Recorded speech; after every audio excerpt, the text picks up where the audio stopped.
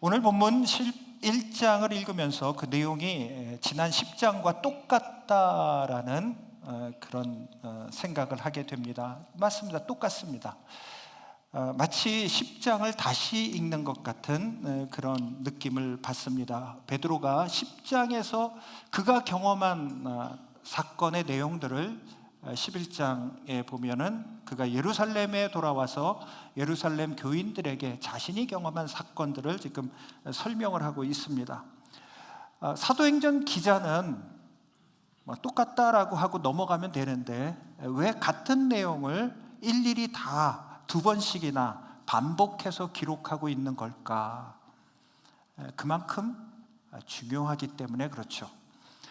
기독교 역사에서 중요한 변화 사건이 고넬료와 그 집안 사람들이 예수를 믿고 세례를 받은 것입니다.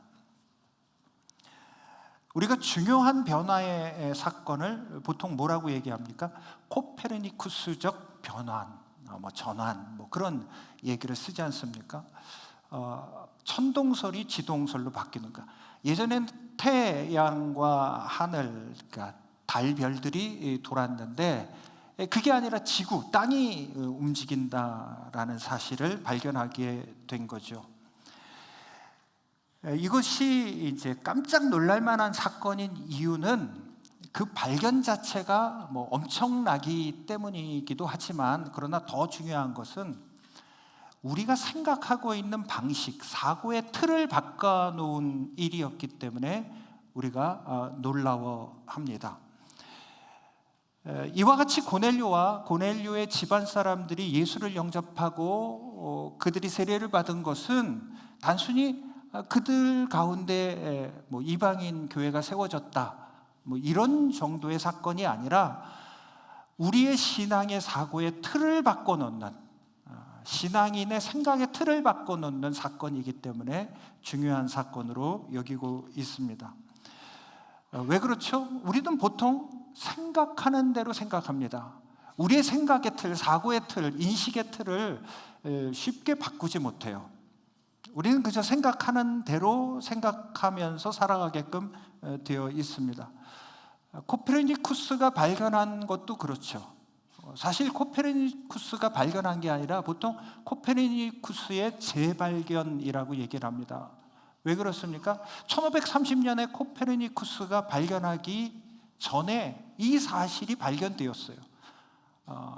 주전, 기원전 230년경에 그리스의 철학자 아리스타르코스라는 사람이 이미 하늘이 도는 게 아니라 지구가 돌고 있다라는 사실을 발견해서 얘기했습니다.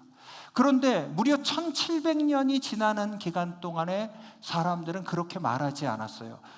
왜? 자신이 보는 대로 생각하고 생각하는 틀을 바꾸기가 그만큼 어려웠기 때문에 1700년이 흐르면서도 사람들은 지구가 돈다라는 생각은 하지 않았습니다.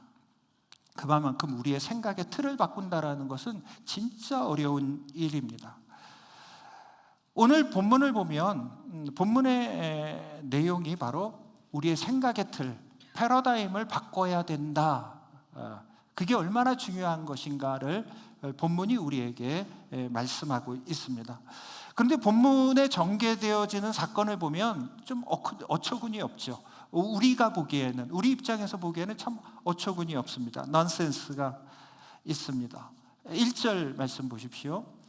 유대에 있는 사도들과 형제들이, 이 사도들과 형제들은 누굽니까? 예루살렘 교회 성도들이죠. 예루살렘 교회 성도들이 이방인들도 하나님의 말씀을 받았다 함을 들었더니 누구한테 전해 들었어요? 베드로한테 전해 들은 거예요. 자, 베드로한테 이 사실을 전해 들었는데 고넬료와 그 집안 사람들이 예수를 믿게 되었다, 세례를 받았다, 이 얘기를 전해 들었습니다. 자, 이 얘기가, 이 소식이 얼마나 좋은 소식이에요. 얼마나 기쁜 일입니까? 말 그대로 복음이잖아요. 기쁜 소식이잖아요. 우리도 예수 믿었는데 이방인도 예수 믿게 되었다. 저들도 예수 믿게 되었다. 유대인도 예수 믿고 이방인도 예수 믿게 되었다. 이게 얼마나 좋은 소식입니까? 얼마나 감사한 일입니까? 기뻐해야 될 일입니다. 그런데 이들의 반응이 어떻다고요? 2절에 보면 베드로가 예루살렘에 올라갔을 때 할례자들이 비난하였다. 베드로를 비난한 거예요. 왜? 3절에 보면 이르되 내가 무할례자의 집에 들어가 함께 먹었다 하니 너 어떻게 할례자가 무할례자의 집에 들어가서 그들과 밥을 같이 먹을 수 있냐 하면서 비난하기 시작했다는 겁니다. 여러분, 지금 이렇게 비난하는 사람들은요, 유대교인이 아니에요. 이들은 다 기독교인이에요. 예수님을 믿고 따르는 제자들입니다. 여기 사도들이라고 되어 있잖아요. 소위 제자라고 하는 사람들이 지금 베드로를 향하여 너 왜 무할례자 집에 들어가서 그들과 함께 밥을 같이 먹을 수 있냐 하면서 비난을 하고 있다라는 얘기입니다. 그만큼 예수를 믿고 난 다음에도 생각의 틀이 바뀌기가 어려운 거예요. 서울에 연동교회라고 있죠. 종로 5가에 가면 있는 교회인데 무려 130년이 훌쩍 넘은 아주 전통 있는 교회입니다. 근데 이 교회가 처음에 세워질 초기 무렵에 어느 날 이제 장로 투표를 했는데 장로 투표에 백정이 장로가 된 겁니다. 뭐 상놈 정도가 아니라 그냥 불가촉 천민이 상종 못할 사람이 교회 와서 열심히 예수를 믿었더니 교인들이 다 그를 인정해가지고 투표해가지고 장로로 세운 겁니다. 그런데 그 교회 양반들이 들고 일어난 거예요. 우리가 저 리더십을 따를 수 없다. 다들 들고 일어난 겁니다. 그래서 양반들이 너무 기분이 언짢다고, 기분 나쁘다고 교회 밖으로 나가서 분립해서 교회를 세웠습니다. 그게 이제 안국동에 있는 안동교회입니다. 보통 이제 윤보선 대통령이 다녔던 교회이기도 하고 양반교회라고 그렇게 불렸던 교회입니다. 예수를 믿어도 생각의 틀이 바뀌기가 쉽지 않은 거예요. 그뿐만 아니라 오늘 우리가 다 이 시간에 남녀 구분 없이 섞여 이렇게 앉아 있지 않습니까? 그런데 제가 어릴 적만 해도 남자는 남자대로 앉고 여자는 여자대로 앉아서 예배 드렸습니다. 물론 교회 가면은 여기는 남자 지정석, 여기는 여자 지정석 그렇게 써 있지는 않았어요. 그러나 교회 오면 자연스럽게 남성들은 이쪽에 가서 앉고 여성들은 그쪽에 앉고 그런 어떤 문화적인 풍토를 저 어렸을 적만 해도 가지고 있었습니다. 그래서 예전에 초기에 기독교가 들어왔을 때 예배당 건립을 어떻게 했어요? 기역자 모양으로 예배당 건립을 했잖아요. 그래서 이쪽 편에는 남성이 앉고 이쪽 편에는 여성이 앉고 그 가운데 강대상을 두고서 서로 얼굴도 못 보게 그렇게 교회당 자체를 그렇게 지었단 말입니다. 그런데 세월이 지나서 지금 우리처럼 이렇게 남녀가 섞여서 자연스럽게 앉아서 예배드리는 이 상황이 된 겁니다. 자, 여러분, 왜 이렇게 변화가 되는데 오랜 시간이 지나서야 변화될 수 있었을까요? 생각이 바뀌기가 어려운 거예요. 생각의 틀이 바뀌기가 어려운 겁니다. 지금은 생각이 바뀌었어요. 지금은 문화가 바뀌었습니다. 그러나 바뀌기에 너무나도 오랜 시간이 걸리는 그 모든 이유는 우리의 인식의 틀이 바뀌기가 어렵기 때문에 그렇습니다. 오늘 본문을 보면 이방인이 예수 믿었다라는 것을 문제시 여기는 건 아니에요. 이방인이 세례를 받았어. 그걸 지금 문제시 여기지 않고 있습니다. 그런 건 문제가 안 돼요. 근데 뭘 지금 문제시 여기고 있습니까?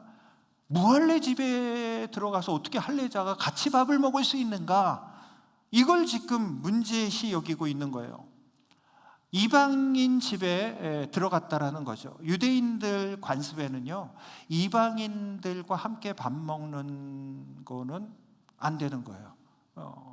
그런 유대인들의 관습, 그런 전통들이 있어 왔던 겁니다. 그런데 이 생각의 틀을 예수 믿고 난 다음에도 깨지를 못하고 있는 겁니다. 그만큼 어려웠던 거죠. 자신들의 관습, 자신들의 전통, 자신들의 문화를 깨지 못하고 있는 겁니다. 물론 우리가 다 서로 다른 문화를 가지고 있어요. 뭐 나라가 달라서도 문화가 다른 것도 있지만 사실 우리가 서로 다른 집안도 문화가 다르잖아요. 어떤 집안에 자랐는가에 따라 전혀 다른 문화 속에서 자라나지 않습니까? 여러분, 예수를 믿는다고 해서 예전 문화를 버려라, 예전 전통을 버려라, 지금 그런 얘기가 아니에요. 예수 믿는다고 해서 뭐 문화를 버리고 관습을 버릴 필요까지는 없습니다. 그러니까 허물나는 것이 아니라 하나가 되라는 그런 얘기입니다. 상대방의 문화를 존중하라는 그런 말씀입니다. 상대방을 존중하는 쪽으로 그렇게 행동할 때 우리의 생각의 틀이 바뀔 수 있어요. 상대방을 존중하지 않기 때문에 생각의 틀이 안 바뀌는 겁니다. 유대인이라는 공동체 안에 기독교라는 공동체가 있는 겁니까? 아니면 기독교라는 공동체 안에 유대인의 공동체가 있는 겁니까? 여러분, 유대인의 공동체가 있을 수 있죠. 따로 있을 수 있죠. 충분히 있을 수 있죠. 왜? 아니, 남자가 있고 여자가 있듯이, 백인이 있고 흑인이 있듯이 충분히 성별이 다르고 그 구별이 가능해요. 그런 것들이 있습니다. 그런데 예수를 믿는다는 것은 이런 개별적인 것들이 기독교라는 우산 안으로 들어오게 된다라는 그런 얘기입니다. 고넬료와 그 집안 사람들이 세례를 받았습니다. 그건 예배소서에 우리가 자주 읽는 말씀대로 표현하자면 주님도 하나요, 말씀도 하나요, 성령도 하나이다 라는 그런 역사가 일어난 겁니다. 예수님을 머리로 해서 우리 모두가 다 한 몸이 된 거예요. 그러니까 우리가 서로 존중할 필요가 있는 거죠. 손이 발을 존중해야죠. 그런 역사가 일어나야 된다는 얘기입니다. 오래전에 세미나를 듣기 위해서 몇몇 목사님들과 함께 미국에 한 달간 간 적이 있습니다. 함께 이제 강의를 들으러 몇몇 목사님들과 이제 갔다가 주일이잖아요. 이렇게 주일이니까 이왕 온 거 이제 현지 교회에 가서 예배를 드렸으면 좋겠다. 그래서 목사님들과 함께 현지 교회 예배를 참여한 거예요. 그러니까 한국에서 그냥 우르르 사람들이, 동양 사람들이 몰려오니까 눈에 띄잖아요. 그러니까 사람들이 웅성웅성 하는 거죠. 현지 사람들이 누가 왔다 뭐 하면서. 근데 그 교회에 이제 안내하는 분이 물으시는 거죠. 어디서 왔냐고. 우리 다 한국에서 온 목사들이다. 그렇게 얘기했더니 담임 목사님한테 소개를 시켜주는 거예요. 담임 목사님이 그런 얘기를 한 거예요. 잠깐 예배 전에 대화를 했는데도 담임 목사님이 그런 거예요. 한국에서 온 목사님들이라면 목사님들 중에 한 분이 우리 예배에 축도를 좀 해달라고. 그런데 이제 저희들이 다 이제 당황스러웠죠. 축도를 눈 감고 해야 되는데 언제 외워가지고 이게 해야 되나? 다 목사님들이 그냥 쭈삣쭈삣한 거예요. 그리고 이제 솔직하게 얘기를 했죠. 이게 참 눈 감고 이렇게 외워서 갑작스럽게 틀릴까봐 이게 좀 마음이 떨려가지고 쉽게 못하겠습니다. 뭐 그렇게 얘기를 했더니 그 담임 목사님이 그러는 거예요. 괜찮다고 한국말로 하시라고. 아니, 하나님이 들으시면 되지 괜찮다고 한국말로 하세요? 그러시는 거예요.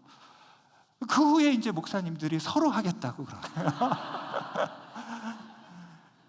그 사람들이 우리를 언제 봤다고 그런 얘기를 합니까? 언제 봤다고 중요한 예배 순서를 맡기고, 그것도 축복 기도를 언제 봤다고 맡기느냐 이거죠. 우리가 함께 예수를 믿는다라는 거예요. 그리스도 안에서 함께 형제와 자매가 되었다라고 생각하기 때문에 존중하는 거죠. 그 존중하는 인식의 틀이 바뀌는 것, 그게 중요한 거죠. 패러다임이 바꾸는 거예요. 이게 진짜 예수 믿는 신앙심이죠. 예수 믿는 모습이죠.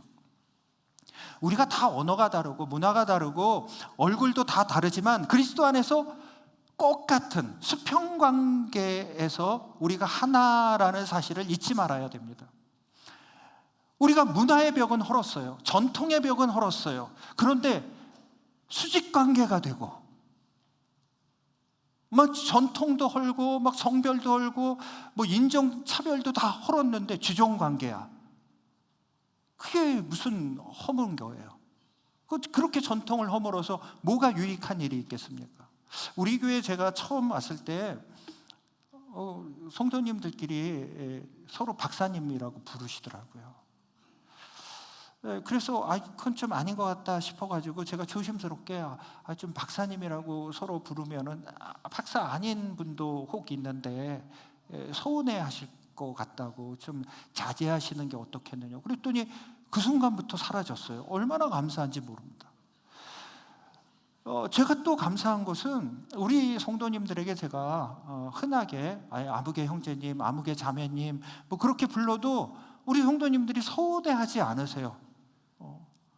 왜 목사님은 나를 집사라고 안 부르고 권사라고 안 부르고 자매라고 부를까, 형제라고 부를까, 뭐 그렇게 저한테 따져 물으시는 분은 제가 한 번도 본 적이 없어요. 물론 감히 너무 감사해요. 우리 중직분들도 마찬가지예요. 그런데 크게 연연해하지 않으세요. 우리 장로님 중에 한 분은 지금도 이렇게 마이크 잡고 본인 소개할 때 아무개 형제입니다. 지금도 그렇게 자연스럽게 자신을 소개합니다. 지금 베드로를 비난하는 유대 기독교인들은 기득권에 집착하고 있는 그런 저희를 가지고 있는 거죠. 어떤 신앙적인 우월감을 가지고 있는 겁니다. 다른 사람 보고 여러분 생각해 보십시오. 여러분 전도하잖아요. 그래서 다른 사람 보고 이웃집 사람 보고 예수 믿으라고 교회 좀 나오라고. 그래서 그 사람이 교회에 나왔어요. 그렇게 정작 불러다 놓고서 나는 집사요. 근데 당신은 평신도요. 당신은 신출내기요. 그럼 그 사람이 얼마나 기분 나쁘겠어요. 이렇게 되기를 원하는 사람은 아무도 없습니다. 제 아내가 오래전 일인데 전도를 해서 교회를 데리고 왔어요. 근데 데리고 온 그분이 교회 와가지고 얼굴 표정이 안 좋아지더라는 겁니다. 왜 그런가 싶었더니 교회에서 이제 교회 와보니까 따라오라고 해서 따라와 봤더니 교인들이 제 아내에게 사모님하고 깍듯하게 부르는 거예요. 그 모습을 보고 이분이 그러는 거예요. 언니한테 나도 사모님이라고 불러야 돼? 이러는 거죠. 제 아내가 그래서 괜찮다고, 넌 그냥 언니라고 하라고 그냥 반말해. 그제서야 이제 얼굴이 밝아졌던 거죠. 제 아내에게 고마운 것은 지금도 교인들 앞에서 자신을 소개할 때 뭐 이인선 사모입니다. 뭐 이렇게 얘기한 적이 없어요. 제가 본 적이 없습니다. 보신 분 있어요? 그럼 저한테 오세요. 너무 감사한 거죠. 사모라는 것은 다른 사람이 부르는 거죠. 그걸 자신이 아무개 사모다 그렇게 얘기하는 거는 아니잖아요. 그런데 본문에 나와 있는 예루살렘 교인들의 생각은 예수를 믿어도 할례받은 사람과 할례받지 않은 사람은 달라야 된다는 거예요. 먼저 믿은 사람과 나중 믿은 사람이 달라야 된다는 거예요. 그렇게 자기 생각에서만 사로잡혀 있는 거죠. 자기 입장만을 생각하기 때문에 그런 겁니다. 자기 입장에서만 생각하는 사람들은요, 자신이 다른 사람과 똑같지 않다라는 것도 괴로워해요. 다른 사람들은 다 자기 집들이 있는데 나는 새방 살고 있어. 나도 집을 갖고 싶어. 집을 가졌으면 좋겠다. 뭐 얼마나 열망을 합니까? 발버둥을 칩니다. 그러다가 똑같아지면 생각이 어떻습니까? 거기에 만족하지 않아요. 이제는 남과 달라지기를 또 원합니다. 이제는 남과 똑같은 게 못마땅해요. 난 좀 특별한 사람이고 싶은 겁니다. 그래서 여성분들이 옷을 사 입고 새 옷 사 입고 이제 왔더니만 나랑 똑같은 옷을 입은 사람한테 기분 나빠. 그래서 어떻게 하면은 다른 옷을 입을까? 그런데 생각을 하잖아요. 그래서 탄생한 게 명품 아닙니까? 명품이 재질이 좋아요. 재질이 좋긴 하지만 실은 그 이상이죠. 왜? 다르게 해주니까, 특별하게 해주니까. 그래서 명품이 팔립니다. 하나님이 우리에게 거룩을 요구하세요. 근데 그 거룩이라는 히브리어는 카도시라는 말인데 그 의미가 뭐라고요? 구별이라는 뜻이요. 하나님은 우리가 구별되게 살기를 원하세요. 우리가 특별하게 살기를 원하세요. 그게 하나님께서 우리에게 거룩을 요구하시는 거죠. 하나님께서 우리에게 너희는 내 백성, 내 자녀니까 남다르게 살아. 그게 하나님의 뜻이죠. 그래서 부정한 음식은 너희는 좀 먹지 않았으면 좋겠다. 이스라엘 백성들에게 그렇게 말씀하신 것 아닙니까? 그런데 베드로가 환상 중에 보니까 하늘에서 보자기가 내려와서 이렇게 보니까 보자기 안에 부정한 짐승들이 막 드글드글 하는 거예요. 하늘에서 소리가 있어서 잡아먹으라. 베드로가 뭐라고 얘기합니까? 그럴 수 없습니다. 나는 여지까지 부정한 음식을 먹어본 적이 없습니다. 나는 율법을 반드시 지켜왔습니다. 나는 절대로 율법을 어길 수가 없습니다. 그렇게 베드로가 대답을 했잖아요. 그러니까 9절에 보니까 하늘에서 뭐라고 말씀하셨다고요? 하나님이 깨끗하게 하신 것을 네가 속되다고 하지 말아라.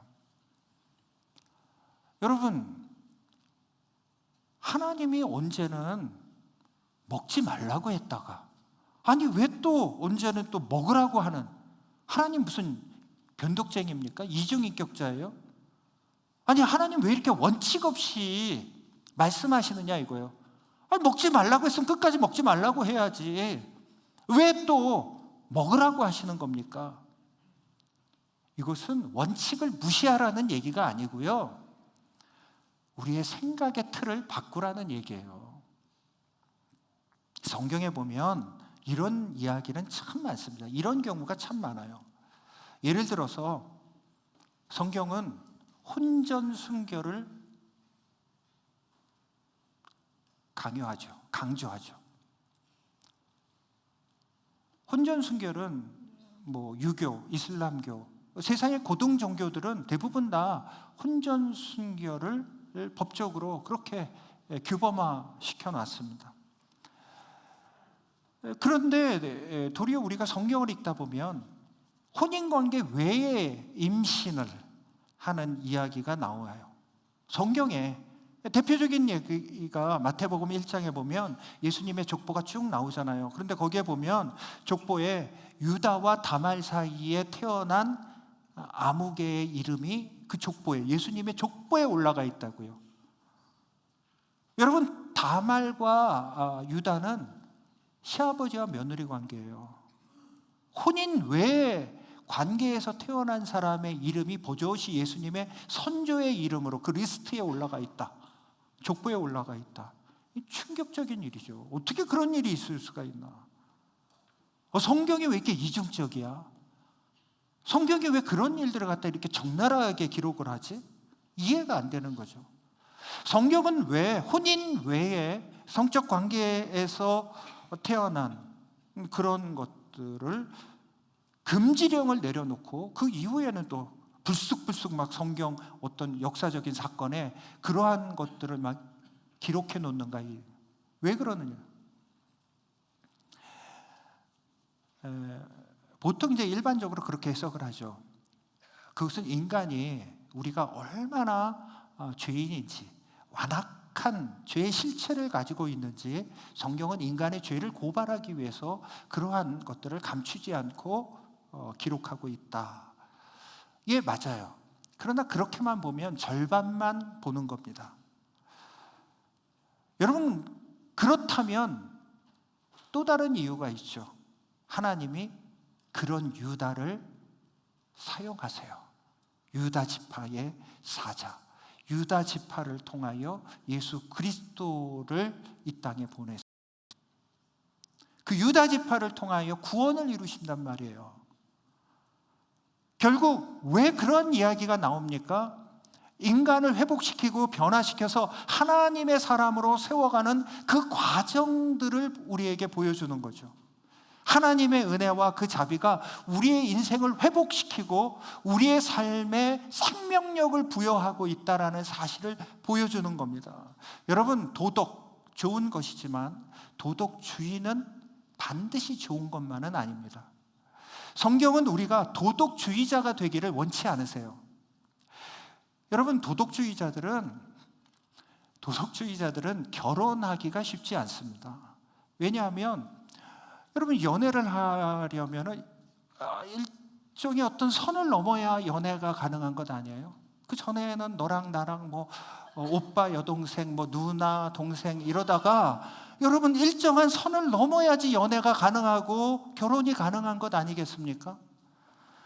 결혼을 하든 뭘 하든 어떤 둘 사이의 이전 관계가 허물어지고 새로운 관계로 진입하기 위해서는 선을 넘는 일이 생기게끔 되어 있습니다.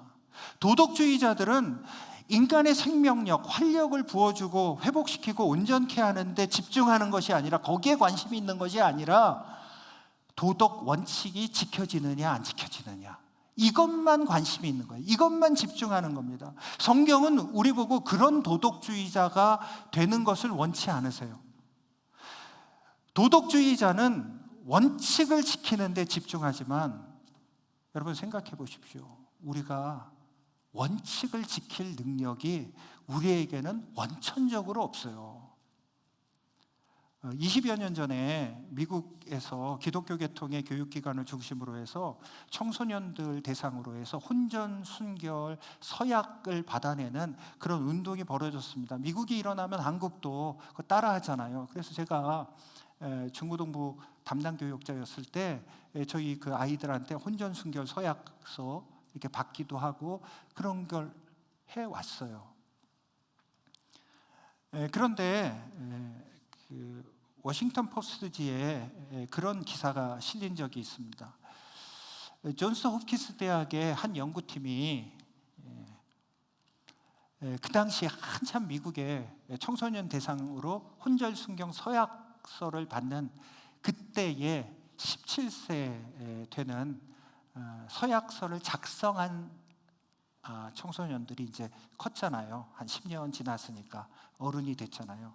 그 어른들, 그리고 서약하지 않고 자란 어른들, 그 어른들을 대상으로 해서 설문지를 돌렸어요. 조사를 했어요. 그랬더니만 설문지를 작성한 그 조사한 대상자 전원이, 이거 미국 상황이에요, 21세 이전에 성경험을 한 거예요. 그러니까 결국 뭡니까? 혼전, 순결, 서약을 한 모든 사람이 자기의 서약을 깨뜨려 버린 거예요. 그 로젠바움이라는 그 조사에 주도적으로 했던 교수가 이런 얘기를 합니다. 혼전, 순결, 서약 자체가 서약으로만 존재했지 그 자체가 내면화되지를 못했다. 정확한 지적이죠. 인간은 서약 앞에서 무기력해요. 인간은 원칙 앞에서 무기력해요. 자신의 결단조차도 지키지 못하는 게 인간입니다. 매번 결단해도 매번 결단을 지키질 못해요. 여러분, 그렇다고 해서 결단이라는 것이 할 필요가 없는 무가치한 거는 아니죠. 결단해야죠. 결단 필요합니다. 그러나 순결한 삶, 도덕적인 삶, 이런 것들 우리가 분명히 끊임없이 추구해야 되는데, 그러나 그렇다고 해서 우리가 도덕주의자가 되어서는 안 된다라는 거죠. 이걸 지켰느냐 안 지켰느냐만 따지면 우리가 어떤 사회가 되냐면 서로 정죄하는 사회가 되고, 스스로 좌절하고 스스로 낙심하는 그러한 절망적인 인생을 살 수밖에 없는 거예요. 하나님이 도덕과 순결을 왜 그토록 우리에게 요구를 하시는 그 이유를 여러분 분명히 아셔야죠. 왜 하나님께서 우리에게 도덕적인 삶과 순결한 삶을 요구하십니까? 우리의 삶의 행복을 위해서죠. 우리의 삶이 더 풍성하게 살게 하도록 하나님께서 우리에게 도덕적인 삶과 순결한 삶을 요구하신 것 아닙니까? 그런데 우리가 도덕주의자로서 살아간다면 우리는 정죄하고 좌절만 하는 그러한 인생을 살아가게 될 겁니다. 이혼도 마찬가지죠. 성경은 분명히 이혼하지 말라고 했잖아요. 그건 성경의 원칙이에요. 성경은 이혼 금지를 강력하게 명령하고 있습니다. 그런데 바울은 믿지 않는 남편이 믿는 아내에게, 야, 너 기독교인이라고 난 너랑 못 살겠어, 헤어져, 그러면 이혼할 수도 있다, 그렇게 바울이 얘기했어요. 예수님도 배우자가 불륜을 했다, 외도를 했다, 그러면은 그렇다면 뭐 이혼할 수도 있지, 그렇게 예수님께서 예외를 말씀하셨단 말이에요. 왜 그래요? 불륜으로 인해서 반대급부로 상처를 받는 배우자의 그 고통스러운 정신적인 고통을 예수님께서 이해를 하신 거죠. 지속적으로 학대와 폭력을 행사함으로 말미암아 그 사람의 삶이 피폐해져 가는 것을 어떻게 방치할 수 있어요? 사람이 살고 봐야죠. 어떻게 사람이 영원히 죽어가는 걸 방치할 수 있어요? 그럴 수 없는 거죠. 예수님께서 이혼해도 좋다라고 말씀하신 거예요. 예외를 두는 거예요. 성경 말씀에 예외가 있는 겁니다. 성경이 예외를 자꾸 생각하라고 한다고 해서 여러분들이 예외를 생각해서 그래, 언제든지 마음 안 맞으면 이혼이야, 그렇게 생각하는 것은 무책임한 사람이죠. 마음 안 맞으면 언제든 이혼하겠다라는 그런 무책임한 사람, 성숙하지 못한 사람은 그거 끝나고 다른 사람 만나도 절대 행복하지 못해요. 절대 행복한 관계를 이룰 수가 없는 거죠. 성경은 결혼이 원칙이에요. 그런데 성경이 독신도 얘기하네? 뭐야, 성경은 왜 이랬다 저랬대요? 도대체 뭐가 맞는 말이야? 왜 이렇게 성경이 이중적이야? 왜 극단적으로 서로 다른 얘기를 해? 원칙이 중요하지만 원칙만 가지고 있는 사람이 변화되고 회복되지 않기 때문에 성경은 이런 말씀을 하고 있는 거예요. 그러니까 성경이 결국 우리에게 요구하시는 건 뭡니까? 우리의 삶의 변화와 치료와 우리가 온전한 인생을 살아가기를 원하는 거예요.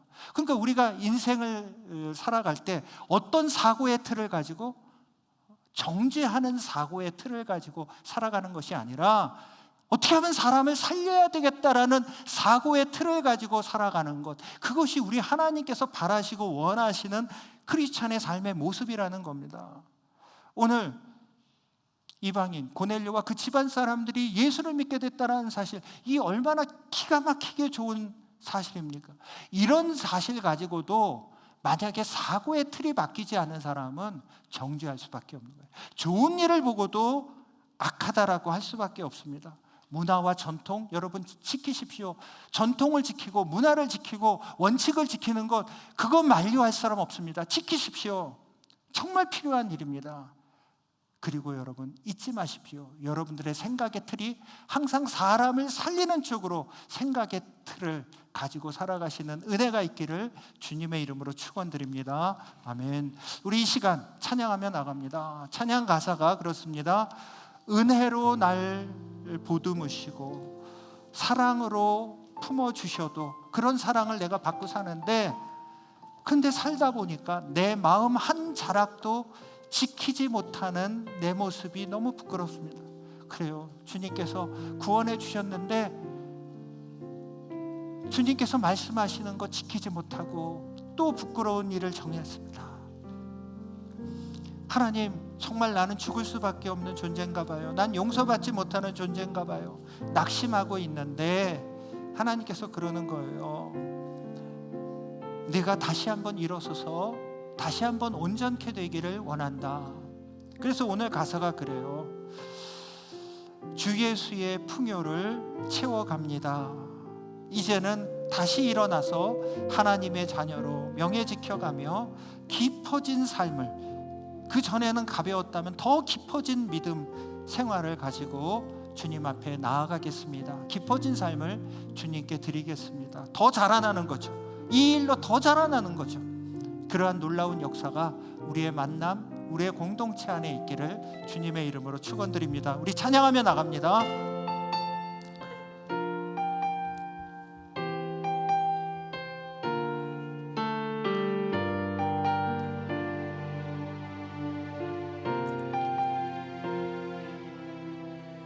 내